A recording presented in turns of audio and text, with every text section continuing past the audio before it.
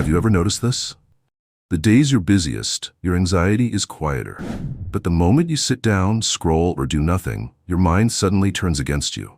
Thoughts get louder, worries multiply, you feel tense for no clear reason, and you start asking yourself, why do I feel worse when I'm not even doing anything?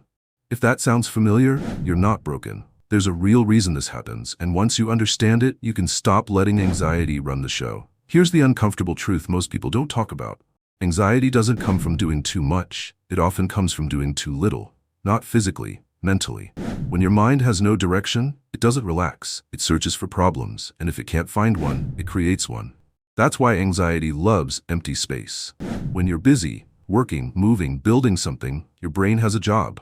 But when you stop, your mind starts replaying that thing you're avoiding, that conversation you regret, that future you feel behind on, that version of you that should be doing more. Suddenly your thoughts feel urgent, your chest feels tight, and you don't even know why.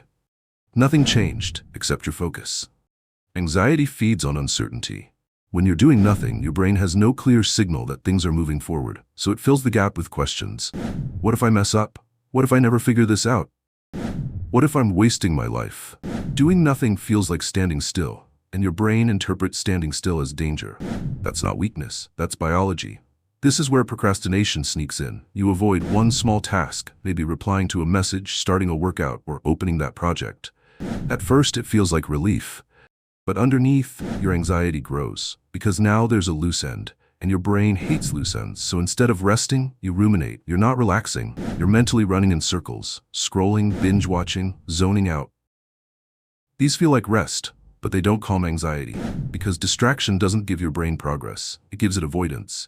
And deep down, your mind knows the difference.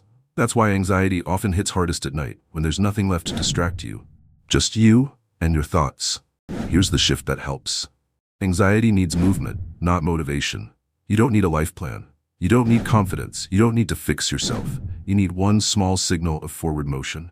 Something simple, something doable, something physical or concrete. Movement tells your brain, I'm not stuck. Here are a few examples. Not rules, just options. Stand up and take a short walk. Write one sentence, not a whole page. Clean one small area. Send one message. Do 5 minutes of something you've been avoiding, not to be productive, but to break the mental freeze. You're not trying to win the day. You're trying to calm your nervous system. Small action gives your brain closure. It replaces uncertainty with evidence. I can move. I can act. I'm not trapped. And once that happens, anxiety loses fuel. Not instantly, not magically, but noticeably. That's how momentum starts. Quietly.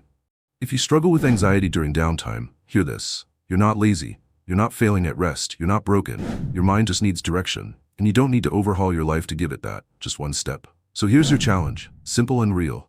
Tonight, don't try to relax by doing nothing. Instead, choose one small action.